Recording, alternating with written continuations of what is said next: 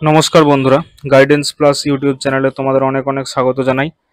আজকে আমরা ট্রান্সলেশন সিরিজের আরও একটি ভিডিও নিয়ে এসেছি। তোমরা জানো বেঙ্গলি টু ইংলিশ এই ট্রান্সলেশনের আমরা একটা সিরিজ শুরু করেছিলাম, যেখানে আমরা সহজ পাঠ থেকে নির্বাচিত বিভিন্ন অনুচ্ছেদ নিয়ে তার বেঙ্গলি টু ইংলিশ ট্রান্সলেশন করছিলাম। আজকে আরেকটি প্যাসেজ নিয়ে এসেছি। এটা সহজ পাঠ থেকে নয়, এটা আমাদের একটা বাংলা সাহিত্যের ছোট গল্প মহেশ, এই গল্পটি থেকে আমরা একটি প্যাসেজ নিয়ে সেই প্যাসেজটি ট্রান্সলেশন করার চেষ্টা করব। এই সমস্ত প্যাসেজগুলো বা এই সমস্ত বেঙ্গলি টু ইংলিশ ট্রান্সলেশনগুলো তোমাদের সামনে আগত পিএসসি মিসলেনিয়াস মেন্স কিংবা ক্লার্কশিপ মেন্স বা যে সমস্ত পরীক্ষাতে ডেসক্রিপটিভ পেপারে বেঙ্গলি টু ইংলিশ ট্রান্সলেশন পরীক্ষার স্কিমে আছে, সেই সমস্ত পরীক্ষাগুলোতে যথেষ্ট হেল্প করবে। তাহলে চলো আমরা প্রথমে প্যাসেজটি একটু পড়ে নিই। দেখো, হাঁক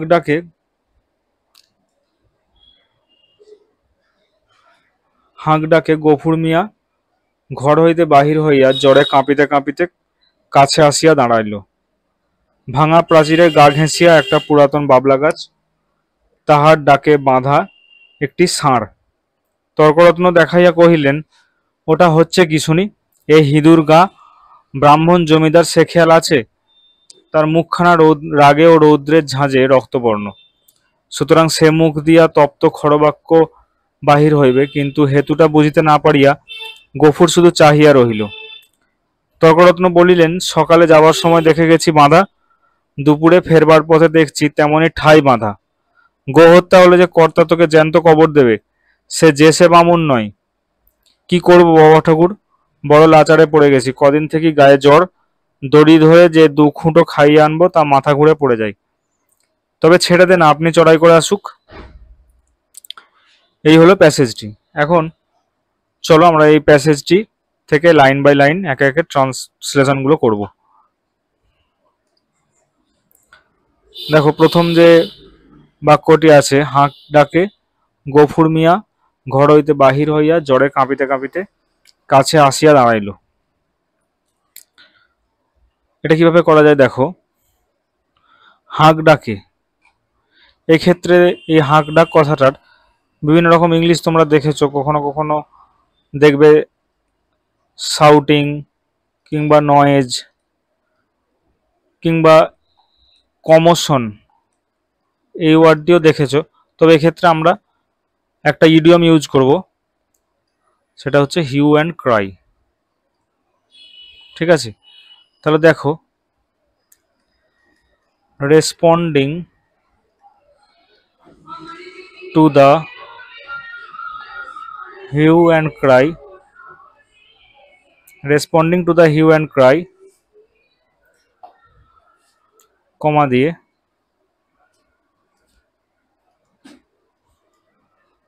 গফুর মিয়া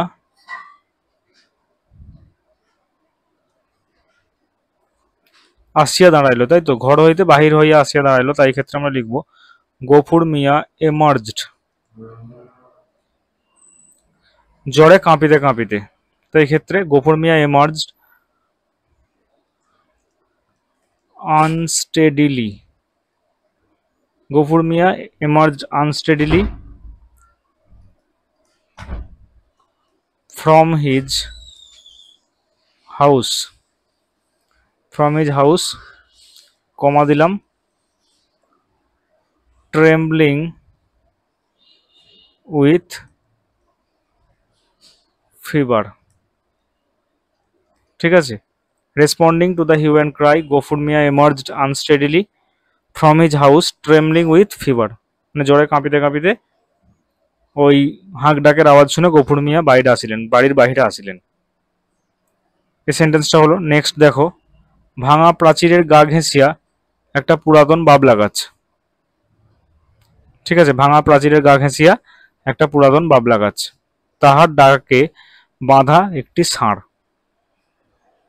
দেখো, তাহলে ভাঙা প্রাচীরের গা ঘেঁষিয়া একটা পুরাতন বাবলা গাছ, এক্ষেত্রে আমরা কি করি, next to a crumbling wall,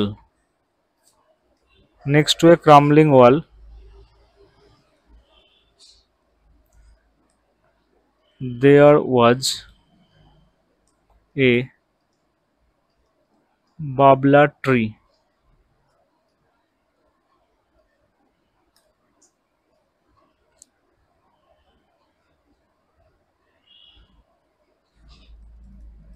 with a bull tied to it. ঠিক আছে, নেক্সট টু এ ক্রামলিং ওয়াল মানে ভাঙা প্রাচীরের গা ঘেঁষিয়া দেয়ার was a babla tree with a bull tied to it, এটা একই সঙ্গে করে দিলাম। নেক্সট দেখো যে সেন্টেন্সটা আছে, তর্করত্ন দেখাইয়া কহিলেন, ওটা হচ্ছে কি শুনি। দেখো দেখাইয়া কহিলেন, তাই এটা এইভাবে করব,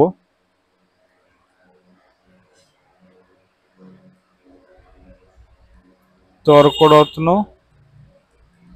পয়েন্টেড অ্যান্ড সেড, তর্করত্ন দেখাইলেন এবং কহিলেন, কোটেশন দিলাম,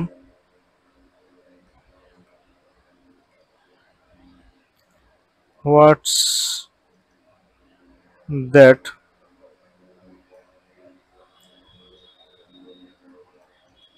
সাপোজ টু মিন, অর্থাৎ ওটা হচ্ছে কি শুনি যেটা বোঝাতে চাইলেন সেটার ইংলিশ আমরা এটা ভেবে লিখলাম, Tarkaratna pointed and said what's that suppose to mean, ওটা দ্বারা কি বোঝানো হচ্ছে বা ওটা কি হচ্ছে শুনি। কোটেশন এখানে শেষ হবে না, নেক্সট তারপর কি হবে দেখো, দিস, এটা হিঁদুর গা ব্রাহ্মণ জমিদার, ঠিক আছে, এই ইংলিশটা আমরা করব, this is a, this is A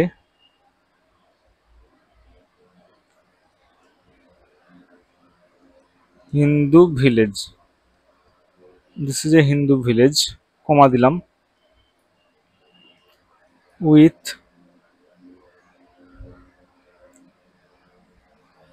A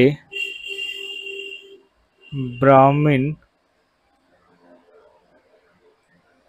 landlord, ঠিক আছে, this is a Hindu village with a Brahmin landlord, তারপরে কি লিখছে, সে খেয়াল আছে, তাহলে কি এটা লিখবো যে তুমি কি সেটা জানো না, এই ধরনের একটা বাক্য লিখবো, don't you know that, don't you know that, তুমি কি সেটা জানো না। তার মুখখানা রাগে ও রৌদ্রের ঝাঁঝে রক্তবর্ণ, সুতরাং সে মুখ দিয়ে তপ্ত খড়বাক্যই বাহির হইবে, কিন্তু হেতুটা বুঝিতে না পারিয়া গোফর শুধু চাহিয়া রইল, এটা দেখো, তাহলে কি লিখবো যে his face was flushed with anger, এবং রৌদ্রে, তাই এটা লিখবো রৌদ্রের ঝাঁঝে, his face was flushed with anger and sun, এক্ষেত্রে হিট না করে তোমরা সানও লিখতে পারো, ঠিক আছে, his face was flushed with anger and sun, so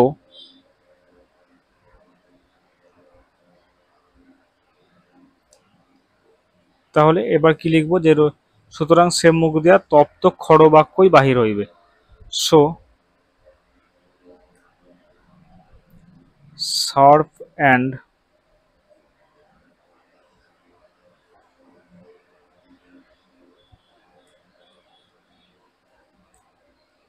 burning words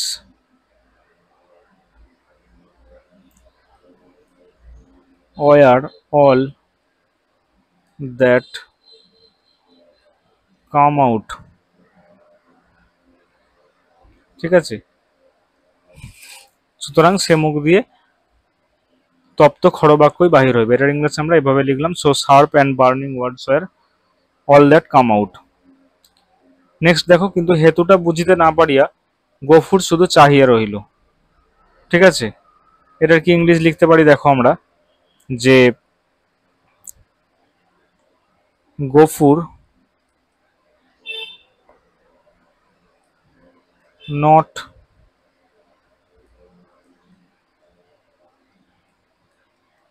grasping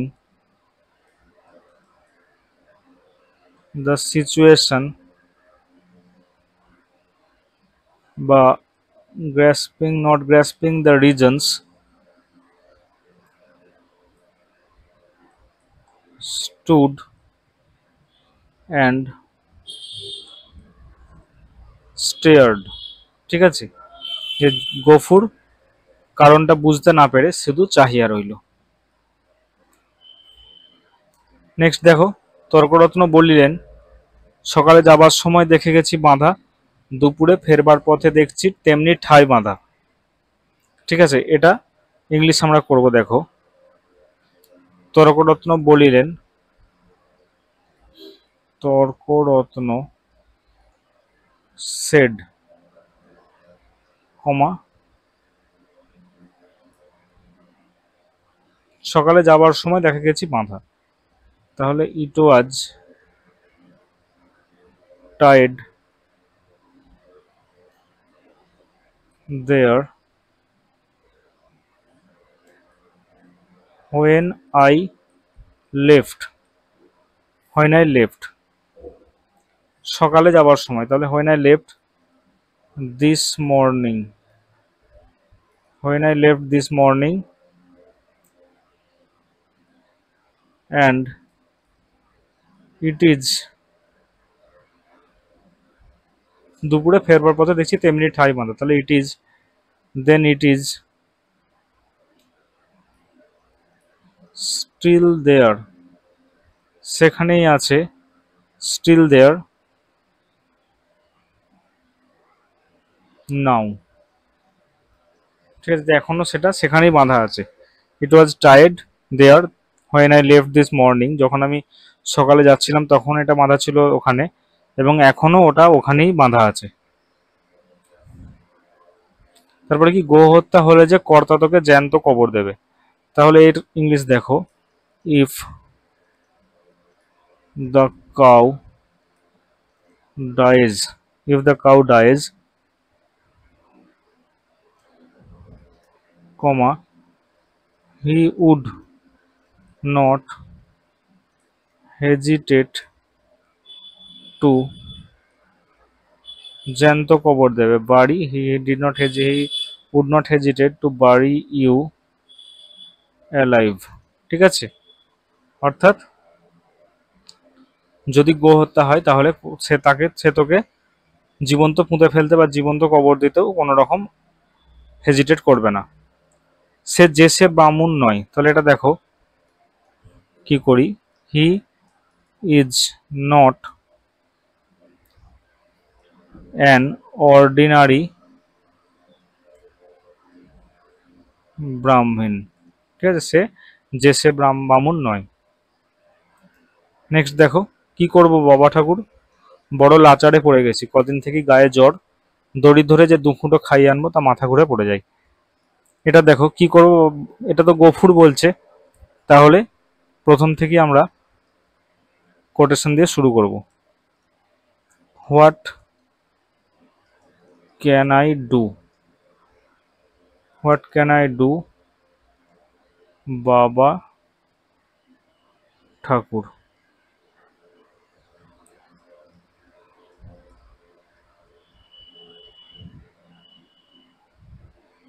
I am, বড় লাচারে পড়ে গেছি, এর ইংলিশ লিখবো দেখো, I am in a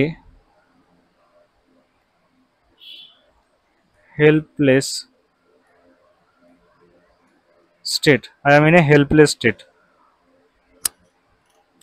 or I am in a bad way, এটাও করা যেতে পারে, I am in a bad way, আমি খুব বাজে অবস্থার মধ্যে পড়ে গেছি।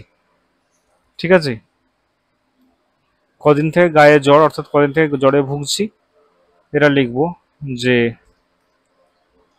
I have been suffering from fever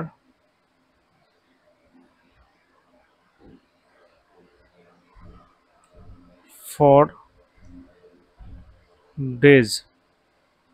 ঠিক আছে, কদিন থেকেই জ্বরে ভুগছি।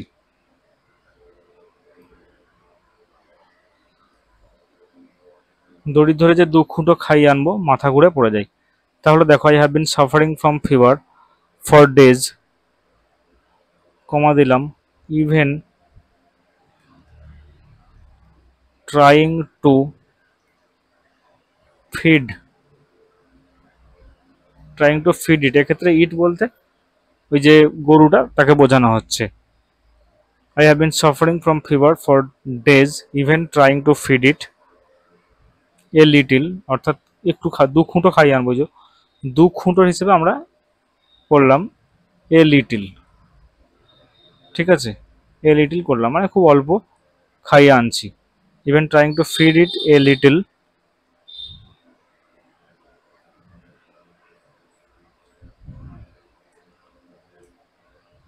তারপর কি মাথা ঘুরে পড়ে যায়, লিভস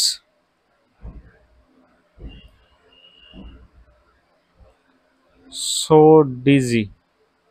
ডিজি কথাটার মানে হচ্ছে মাথা ঘোরা বা মাথা ঘোরা বা মাথা বনবন করা জাতীয় বলতে, বা মানে মানুষ কোনো নেশাদ্রব্য গ্রহণ করলে বা মাদক দ্রব্য গ্রহণ করলে তার যে অবস্থা হয়, অর্থাৎ কোনো ব্যালেন্স থাকে না শরীরের, সেক্ষেত্রে সেটাকে বোঝানোর জন্য এই ডিজি কথাটা ইউজ করা হয়, ডিজিনেস।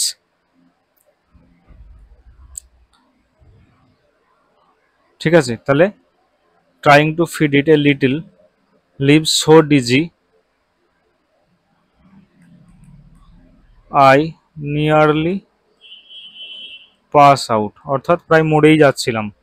ঠিক আছে, I have been suffering from fever for days even trying to feed it a little, leaves so dizzy, I nearly pass out. দেখো এটা তো পুরো এই কোটেশনের মধ্যেই চলছে। কোটেশন শেষ করলাম, তারপরে দেখলাম গফুর রিপ্লাইড, অর্থাৎ প্রথমে যে কনভারসেশনটা চলছিল তর্করত্নের সঙ্গে, তার উত্তরে গফুর এটা বলল। নেক্সট দেখো, তবে ছেড়ে দে না আপনি চড়াই করে আসুক, অর্থাৎ গরুটার কথা বলা হচ্ছে যে ছেড়ে দে না, গরুটা নিজেই চড়াই করে আসুক। তাহলে then untie the cow, untie the cow or bull, তাহলে আপনি চড়াই করে আসুক, অর্থাৎ গরুটাকেই বলা হচ্ছে let it find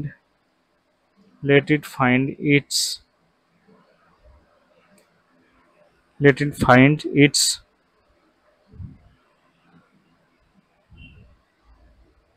own, আপনি চড়াই করে আসুক, let it find its own way of grazing। ঠিক আছে, অর্থাৎ গরুটা নিজেই চড়াই করে আসুক। তাহলে আমরা পুরো ট্রান্সলেশনটা করলাম।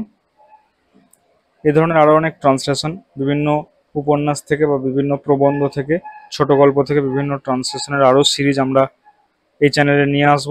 ভিডিওটি ভালো লাগলে অবশ্যই লাইক করে দাও এবং বন্ধুদের মাঝে শেয়ার করে দিও। থ্যাংক ইউ, দেখা হচ্ছে পরের ভিডিওতে।